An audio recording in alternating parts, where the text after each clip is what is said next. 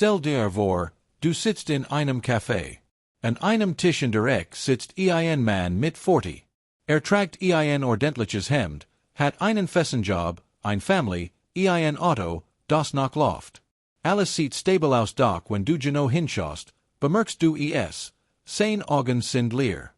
Scrollt durch sein Handy, liegt Fotos von Menschen, die gerade die Welt reisen, Bücher schreiben oder Konzert geben, Dinge, die selbst einmal wollt. Vor 15 Jahren hat Gitarre gespielt, bis tief in die Nacht. Hat davon geträumt, auf Bühnen zu stehen. Hut steht die Gitarre seit Jahren unberührt im Keller. Hat seinen Traum nicht mit einem Null aufgegeben. Kein dramatischer Moment, kein Streit, kein Versprechen, das gebrochen hat. Hat in heimlich aufgegeben. Stück für Stück. Tag für Tag. Das Schlimmst, redet nicht einmal mehr darüber. Nicht mit seiner Frau. Nicht mit seinen Freunden. Nicht einmal mit sich selbst. Dieses Phänomen ist weit verbreiteter, als wir denken. Millionen Menschen tragen tot Traum in sich herum wie unsichtbar Leichen. Sie lächeln, funktionieren, posten Urlaubsfotos. Tief drinnen ist etwas gesteben, das jemand ein Trauernsage aufgegeben hat. Hut tauchen wir tief in die Psychologie dieses stillen Aufgebens ein. Warum tun wir das? Was passiert in unserem Kopf, in unserem Körper, in unserer Seele, wenn wir sehr großen Traum heimlich begraben? Vor allem, gibt es einen Weg zurück, oder ist der Traum wirklich für immer verloren? Teil 1, der Traum stirbt nicht plötzlich, wird erstickt. Die meisten Menschen glauben, dass man einen Traum aufgibt, weil etwas Großes passiert. Man scheitert spektakulär. Man verliert alles. Man wird ausschlacht. Aber das ist die Ausnahme. Die Regel ist viel subtiler. Psychologen nennen es langsam Desillusionierung. Es beginnt mit kleinen Kompromissen. Du wolltest ein Buch schreiben, aber die Arbeit war stressig dies Woche, also schreibst du morgen. Morgen wird nächst Woche. Nächst Woche wird nächstes Jahr. Du wolltest ein eigenes Unternehmen gründen, aber die Miet muss bezahlt werden, die Kinder brauchten neue Schuhe, jetzt ist einfach nicht der richtige Zeitpunkt. Der richtige Zeitpunkt kommt nie. Der Psychologe Roy Baumeister spricht vom Phänomen der Erschöpfung des Iches, Ego-Depletion. Jeder Tag besteht aus hunderten kleiner Entscheidungen. Soll ich jetzt aufstehen in meinem Traum arbeiten? Oder doch lieber Netflix schauen, weil ich müde bin? Jedes Mal, wenn du dich für die bequem Option entscheidest, wird dein will ein klein Stück schwacher. Es ist wie ein Muskel, der verkümmert, weil du in nie trainierst. Aber du ist noch etwas viel perfideries. Die Angst vor dem Sunk-Cost-Fallacy in umgekehrter Form. Normalerweise bleiben Menschen in schlechten Beziehungen oder Jobs, weil sie schon so viel investiert haben. Beim heimlichen Aufgeben von Traumen ist es genau andersherum. Je langer du nichts tust, desto peinlicher wird es, wieder anzufangen. Wenn das wirklich mein Traum gewesen wär, hätte ich doch längst etwas getan, denkst du. Genau dieser Gedanke wird zur selbsterfüllenden Prophezei. Teil 2. Die vier Phasen des heimlichen Aufgebens. Psychologisch lässt sich das heimliche Aufgeben in vier Phasen einteilen. Fast jeder, der seinen Traum still begraben hat, durchläuft oft ohne es zu merken. Phase 1, die Verschiebung, ich mache das später. Das ist der Klassiker. Du verschiebst den Traum in ein unbestimmte Zukunft. Studien zeigen, Menschen, die Ziel mit irgendwann formulieren, erreichen sie zu 80% seltener als Menschen, die konkret Termen setzen. Irgendwann ist das Grab, in das die meisten Traum gelegt werden. Phase 2, die Rationalisierung hier wird es richtig gefahrlich. Du beginnst, grand zu erfinden, warum der Traum sowieso nie realistisch war. Ich wollte ja mal Profimusiker werden, aber dafür braucht man Talent, ich hat Johnner Spaß daran. Oder ein eigens Café aufmischen? Viel zu riskant. Die meisten Pleit gehen ja sowieso. Dies Gedanken sind kein ehrlich Reflection, sie sind Schutzmechanismen. Der Psychologe Leon Festinger nannte das Cognitive Dissonance Reduction. Es tut weh, zu wissen, dass man selbst schuld ist, das der Traum stirbt. Viel angenehmer ist es, dem Traum die should zu geben, war eben nicht gut genug. Phase 3. Die emotionale Abspaltung jetzt wird der Traum aus dem Bewusstsein verdrängt. Du denkst kaum nach daran. Wenn doch, spürst du nur nach ein dumpfes Sehen, wie ein Alternationsbruch bei Regen. Gleichzeitig beginnst du, Menschen zu beneiden oder sogar zu verachten, die das tun, was du wolltest. Der College, der wirklich kundigt nach Asien geht. Die Freundin, die MIT 38 nochmal studiert. Innerlich denkst du, die spinnen doch. Das geht doch nicht gut. Das ist Projection. Du kannst es nicht ertragen, dass es schaffen konnten, weil das bedeuten wird, dass du es auch gecken hattest. Phase 4. Die Identitätsanpassung der Traum ist jetzt tot. Du schreibst dein Lebensgeschichte Du erzählst dir anderen eine neue Version. Weißt du, eigentlich wollte ich das gar nicht so sehr. Ich bin ja eher der Typ für Sicherheit. Der Traum wird zur Jugendsund erklärt. Das war nur ein Phase. Psychologen sprechen hier von einer nachträglichen Sinnstiftung.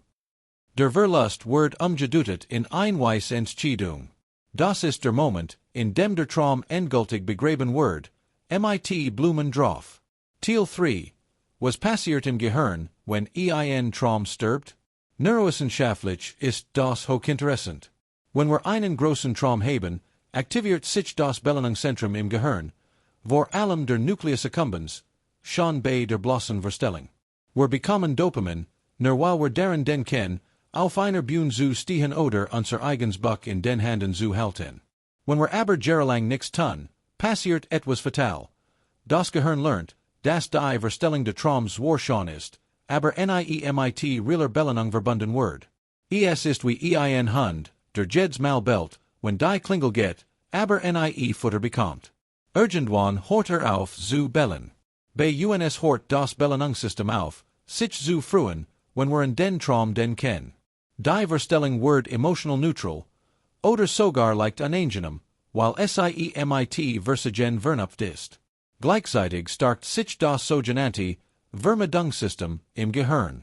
Die Amygdala, unser Angstzentrum, vernunft den Traum jetzt mit Scham, Angst vor Versagen, Angst davor, als naiv desusten. Deshalb fühlt es sich plötzlich erleichternd, den Traum endgültig aufzuheben. Das Gehirn belohnt dich mit einem Cousin-Schub in innerer Ruhe, weil du endlich keine Angst mehr vor dem Versagen haben musst. Du hast ja schon versagt. Spiel bin det. Teil 4, der Preis, den niemand sieht.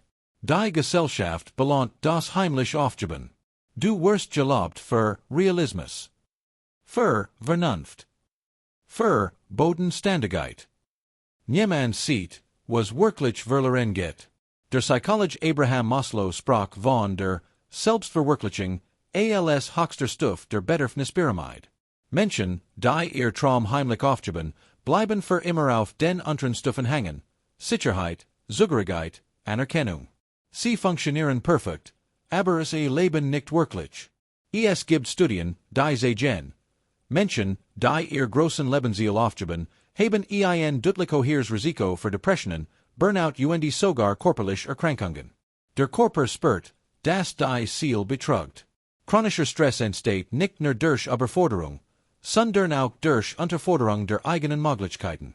Und dann ist noch die Midlife-Krisen, die in Wahrheit oft gar kein Kreis ist, sondern ein Erwischen. Plötzlich, 40 oder 50, kommt der Tod-Traum wieder hoch. Wie ein Zombie. Nur dass man jetzt keine Energie mehr hat.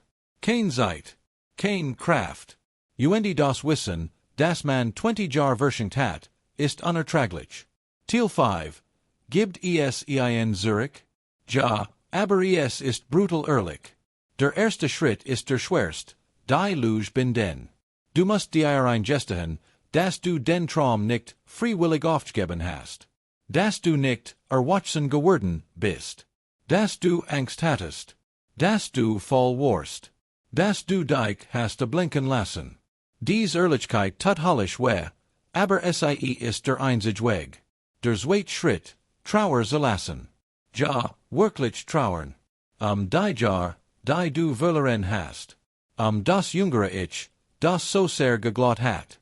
Viele Menschen überspringen diesen Schritt und wollen direkt wieder loslegen. Das funktioniert nicht. Unverarbeitet Trauer wird dich immer wieder zurückwerfen. Der dritte Schritt, den Traum nu definieren. Vielleicht willst du mit 45 kein Profikarriere als Musiker mehr, aber du kannst immer noch Musik machen. Vielleicht wird aus dem Weltreise Traum ein Sabbatical mit 50. Der Traum verändert sich, aber muss nicht sterben. Und der vierte Schritt, klein anfangen. Absurd klein. 10 Minuten am Tag. Ein Seat schreiben. Ein Stund Unterricht nehmen. Das Ego wird schreien, das ist doch lächerlich. Früher wolltest du die ganz groß Nummer. Genau deshalb ist es richtig. Du musst deinem Gehirn wieder beibringen, das Handeln belohnt wird. Schluss. Der Unterschied zwischen Leben und Jubelben.